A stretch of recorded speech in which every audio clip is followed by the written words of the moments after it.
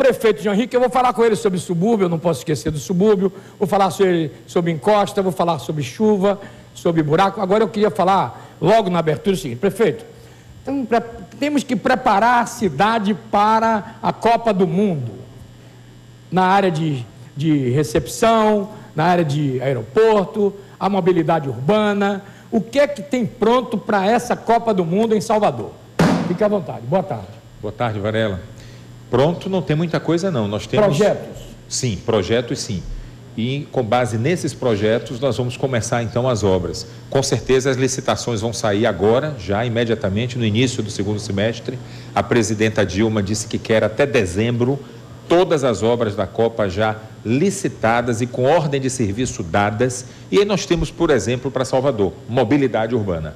Nós vamos começar, junto com o governo do estado, o corredor central da Avenida Paralela. Dia 20 agora o governo do estado define qual será o modal. Eu já disse qual é a opinião da prefeitura. A prefeitura é a favor do BRT.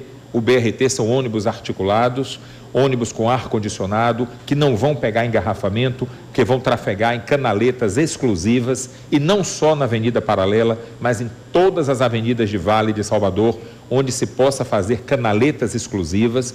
O BRT é bem mais barato, mais rápido, o tempo de implantação dele é bem mais rápido também, e vai ser o grande modal do mundo nos próximos anos, nas próximas décadas. Aliás, já está sendo em Bogotá, na Colômbia, já está sendo em alguns países da Europa, Porto Alegre, São Paulo.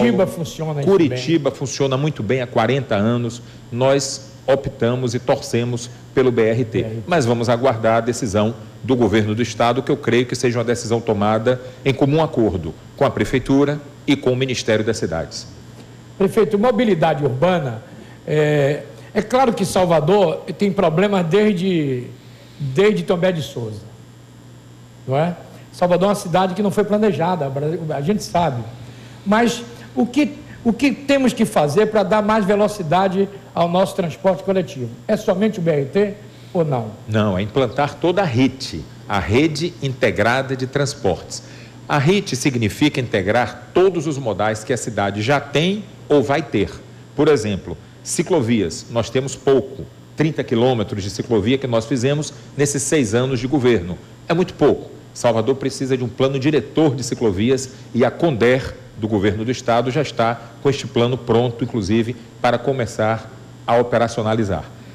A travessia marítima, a plataforma Ribeira, é um outro modal também que realizou o sonho de muitos anos, no mínimo 30 anos, que aquela travessia estava desativada e nós a reativamos. Depois de 30 anos, as pessoas hoje atravessam de plataforma para Ribeira, pagando apenas R$1. Estudante paga 50 centavos e uma viagem que era feita em 1h30 de ônibus, hoje é feita em 5 minutos de barco, você sabe disso. É o segundo modal, o marítimo. O modal ferroviário, os trens do subúrbio. Nós conseguimos com o presidente Lula os novos trens amarelinhos e agora nós vamos climatizá-los também. Eles vão receber ar-condicionado até o final deste ano, os trens do subúrbio, e já reformamos 8 estações das 10 estações de trem do subúrbio ferroviário.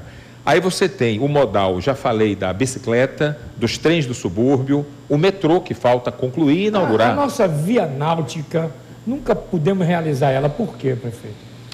A via náutica... Seria uma ligação, por exemplo, Ribeira e Itapuã. Exatamente. Pela Baía de Todos os Santos, pegando o mar aberto depois da Barra. Seria talvez uma opção também de mobilidade em Salvador. Uma grande opção para a Baía de Todos os Santos. Sim. Para o outro lado não tem condições, que é mar aberto. Mas para a Baía de Todos os Santos, eu creio que a via náutica seja uma opção. Ela também fará parte do RIT, da Rede Integrada de Transportes. Quando eu digo RIT, é porque eu quero me referir a todos os modais, desde o modal da bicicleta, cicloviário, ao modal metroviário, passando pelo BRT, pelo modal rodoviário, pelo modal ferroviário. Salvador é uma metrópole, então comporta receber todos esses modais. E é isso que é a RIT. Por isso nós estamos torcendo pelo BRT, que o nosso projeto da RIT, que foi apresentado no Salvador Capital Mundial há 2 anos atrás, nós ali já mostrávamos para a cidade que através da adoção da RIT, nós vamos poder integrar todos esses modais e a cidade ter uma rapidez no seu deslocamento muito maior do que a que tem hoje. Agora, prefeito, alguns empresários me dizem assim, Varela, a cidade, aliás, o PDDU, uma coisa que a cidade avançou muito, mas falta alguma coisa ainda ao PDDU. O que é que falta para a hotelaria, para outros tipos de empreendimentos na cidade? O que é que precisam fazer ainda com o PDDU, prefeito? Faltam ajustes, Varela, porque Salvador é uma cidade que recebe por dia 150 novos moradores. A grande parte, como eu, do interior da Bahia. Ao longo de um mês, nós recebemos 5.000 novos moradores. E ao longo de um ano, nós recebemos 60.000 novos moradores. É a população... Por ano? Por ano. 60.000 ano? Ano. É mais do que a população de Gramado. De muitas cidades do interior da Bahia. 36.000 habitantes tem Gramado, com 240 mil quilômetros quadrados. Recebeu por 60.000 ano. Ano. É mais do que 80% das cidades da Bahia. O que nós recebemos aqui por ano. Porque Salvador atrai. Salvador, além do seu encantamento, da sua magia natural, através da sua cultura, da sua história, da forma de receber e acolher do seu povo, Salvador é que oferece a saúde de média e alta complexidade. As pessoas vêm do interior da Bahia tratar da saúde aonde? Em Salvador. Cursos, estudos, empregos, onde é que as pessoas procuram? Na capital. Então, Salvador é o fim de linha para todo mundo. As pessoas nascem no interior, mas sem horizontes, sem perspectivas de vida no interior. O que as pessoas fazem, como a minha família fez? Morar na capital. E a capital está preparada para isso? Esta que é a grande pergunta. Salvador está preparada para esse fluxo migratório de 60.000 novos moradores por ano? Então, eu digo facilmente, por exemplo, quando nós inauguramos um posto de saúde, é uma festa, é uma felicidade. 6 meses depois, Varela, aquele posto de saúde já está pequeno. Obsoleto. Pequeno. Para atender a população. Para atender a população. Subdimensionado. Um ano depois, então, nem se fala. A mesma coisa, escolas públicas. Nós inauguramos uma escola pública, fazemos uma grande festa de inauguração. Um ano depois, aquela escola pública já não dá conta mais daquela demanda daquele bairro. Essa é a realidade de Salvador, não tem jeito. Era preciso que o governo federal tivesse um olhar diferenciado sobre essas grandes capitais nordestinas, como é Salvador, e que são capitais de regiões metropolitanas, porque todo o serviço é buscado na capital, seja tratamentos e cirurgias médicas de média e alta complexidade. Você não faz no interior da Bahia, você só faz em Salvador. Determinados empregos... Agora uma pergunta, o prefeito. A Salvador cobra do prefeito do interior? Toda essa ambulancioterapia que vem para cá, presta o serviço e não cobra deles? As poucas pactuações que nós temos com municípios do interior são para determinados serviços médicos, mas quando o paciente chega doente, nós não temos limites de atendimento. Então, na pactuação estabelece-se limites, mas na prática, de fato, na realidade, você não vai deixar de salvar uma vida, porque com aquele município de onde veio aquele paciente, a pactuação não cobre aquele determinado serviço de maior complexidade. E nós não falamos, o que fazer então para completar o PDDU, prefeito? O PDDU precisa de alguns ajustes. Nós o aprovamos em 2008, nós estamos em 2011. E como eu disse, uma cidade que tem a dinâmica populacional que Salvador tem, ela precisa ter as suas leis constantemente sendo modernizadas e atualizadas. Hoje, por exemplo, para receber determinados hotéis para a Copa do Mundo de 2014... Precisa mexer lá. Precisa. O gabarito que nós aprovamos para a borda atlântica de Salvador, para determinadas áreas de praia, que é onde esses hotéis querem se instalar, já não atende. Então, determinados bairros, e aí eu queria aproveitar e contemplar a Ribeira e a Boa Viagem, que precisam há muito tempo de uma requalificação, e esta é a oportunidade de nós liberarmos o gabarito na Ribeira, na Boa Viagem, no Bugari, toda aquela área linda da Cidade Baixa, para que ali possam se instalar hotéis de bom porte, para gerar bons empregos para a população da Cidade Baixa. Então a Câmara de Vereadores tem que participar disso, não é, prefeito? Tem que aprovar. Isso vai para a Câmara quando?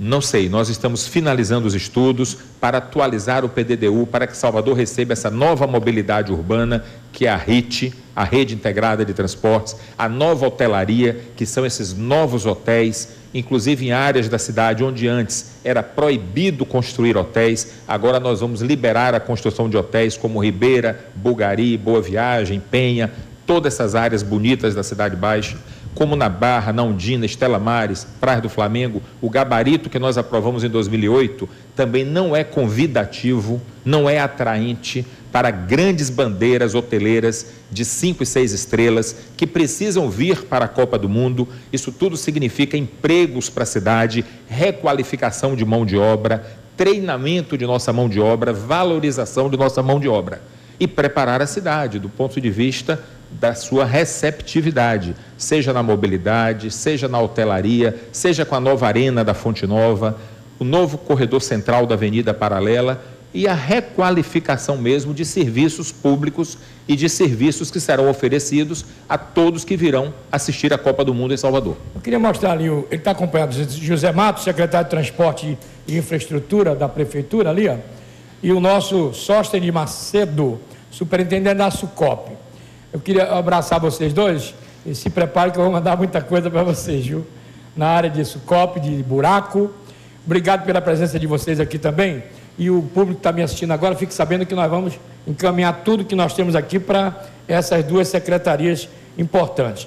Mas, prefeito, agora vamos falar de subúrbio. O que tem feito a prefeitura no subúrbio? Vamos lá. Atualmente nós estamos com um projeto de 49 milhões de reais do Ministério da Integração Nacional, fazendo cerca de 64 ruas no subúrbio. Estão aí as imagens de algumas obras, como contenção de encostas também, limpeza de canais. As imagens falam mais do que as minhas palavras.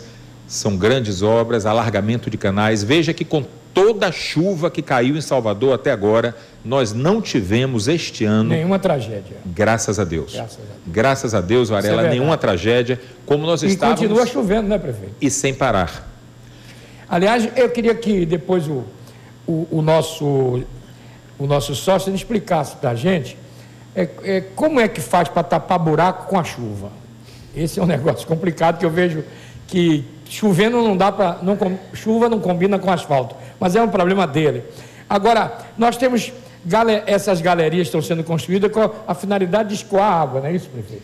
Exatamente, fazer a água correr por debaixo da terra de forma mais célere, evitando os empoçamentos e os alagamentos. Aliás, a Avenida Centenário tinha alagamentos crônicos. A Avenida ACM, na frente do Parque da Cidade, não sei se você se lembra, era um verdadeiro mar.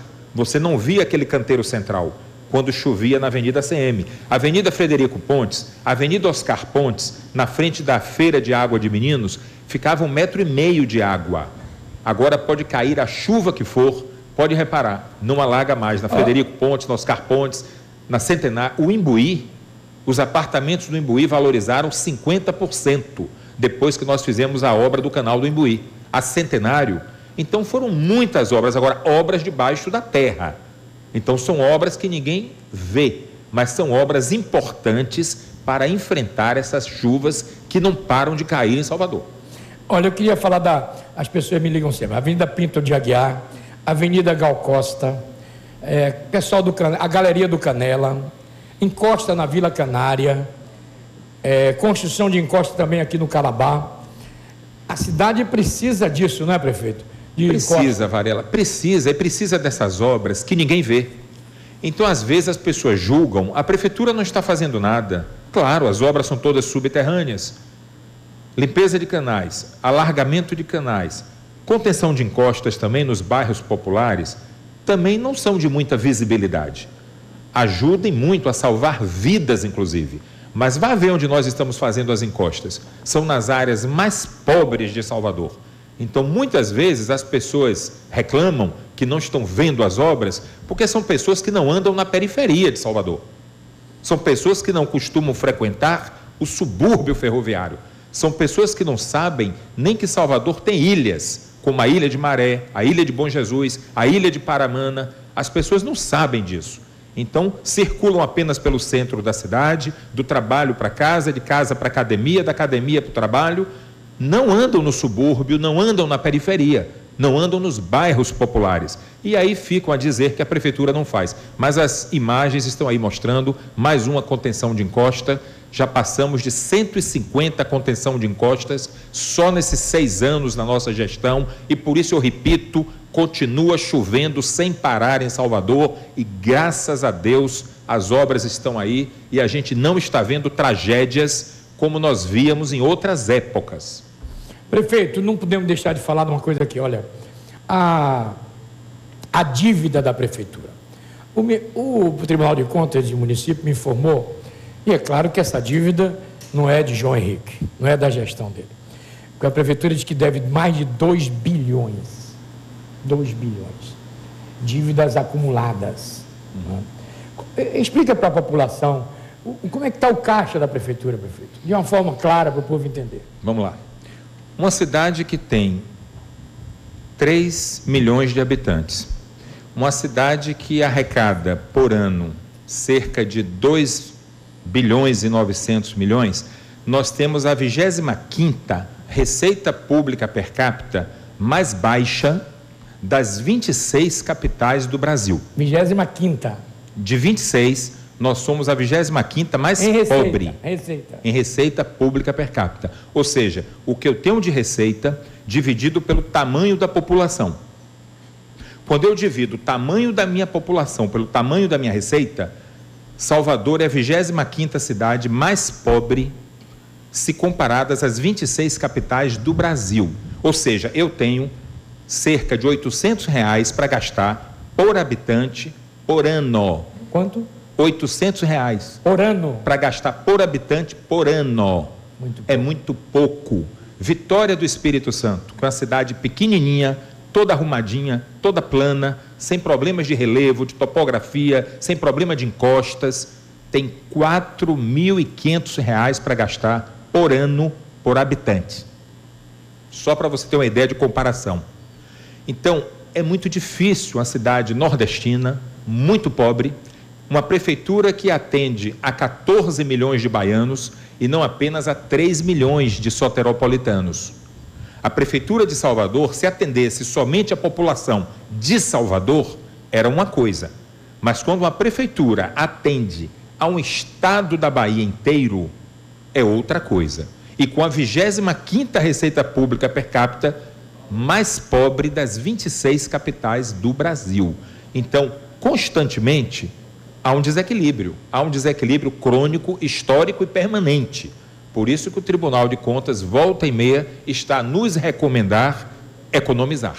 Só que economizar, quando você arrecada basicamente o mínimo para dar a manutenção da cidade, o custeio da cidade, imagine como economizar. Só se diminuir o tapa-buraco, só se diminuir o número de médicos nos postos, só se cortar o número de professores nas escolas públicas e por aí vai. Então não dá para fazer isso.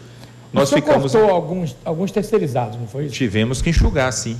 Logo depois do Carnaval, fizemos um grande enxugamento de terceirizados, procurando não comprometer a qualidade e a quantidade dos serviços oferecidos. Não foi fácil, porque quem ficou teve que trabalhar mais.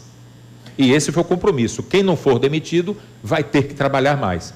Essa foi a máxima que nós adotamos.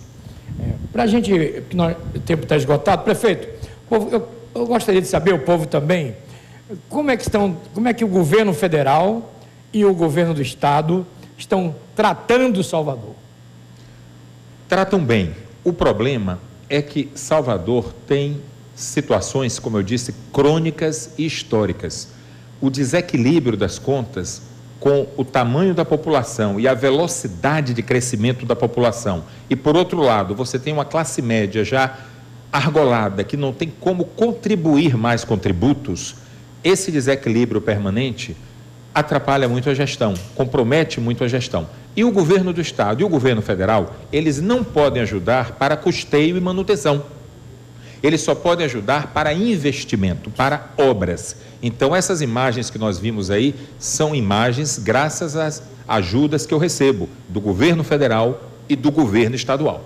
Porque o que a Prefeitura de Salvador, como disse, arrecada, mal dá para dar a mínima manutenção na cidade. nem a manutenção que nós gostaríamos de dar, a receita da cidade não permite.